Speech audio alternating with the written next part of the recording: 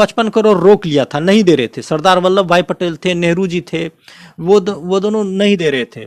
कारण ये था कि जैसे बंटवारा हुआ वैसे ही पाकिस्तानी आर्मी भेड़ बकरी चराने वालों के भेष में, कबीलाई के भेष में, जो घुमंतू होते हैं उस भेष में गन और हथियार लेकर कश्मीर पर चढ़ाई कर दिया था।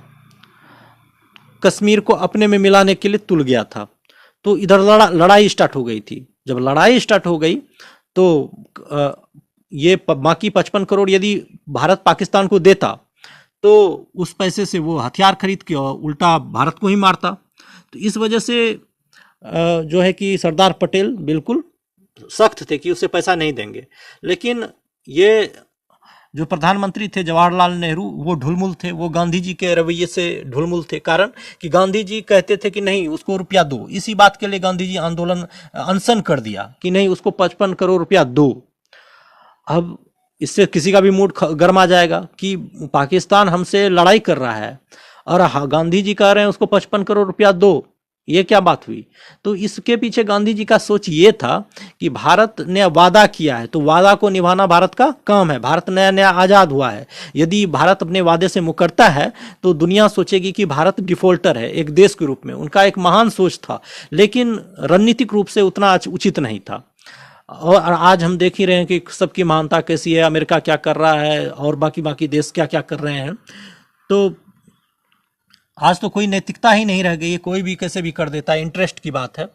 तो उस समय सरदार वल्लभ भाई पटेल का तो अपना सख्त रुख था।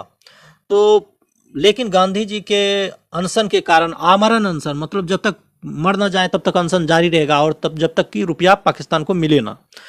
तो इस चीज़ से मजबूर होकर रुपया जारी करना पड़ा। उसमें से 10 करोड़ बाद में काट लिया गया किन्हीं शर्तों के वजह से, बैंकिंग शर्तों के रूप में। तो गांधी जी अनशन त्याग दिए। तो हुआ और ये था कि जो मारकाट चल रही थी, जैसे बांग्लादेश के में जो मारकाट चल रही थी हिंदू मुसलमानों के बीच, नोआखली, पहले बांग्लादेश भारत का हिस्सा था।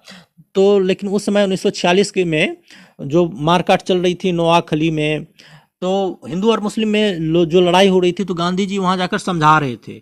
और गांधी जी का एक आध्यात्मिक प्रभाव भी था, लोग उसे साधु महात्मा मानते थे। तो इन्होंने हिंदुओं को जाकर कहा कि तुम लड़ाई मत करो, तुम हथियार मत उठाओ, वो लोग मारते हैं तो मारने दो, तुम सहन शक्ति रखो। इस बात से बहुत चिढ़ गया कि बिल्कुल चिढ़ गया कि गांधी इस तरह की शिक्षा दे रहा है कि कोई दूसरा मारे तो मरते रहो और हथियार ना उठाओ, ये हिंदुओं को कायर बना रहा है। इस बात से भी उसका बहुत खून खोला था। तो गांधी जी, हालांकि नोआखली में गांधी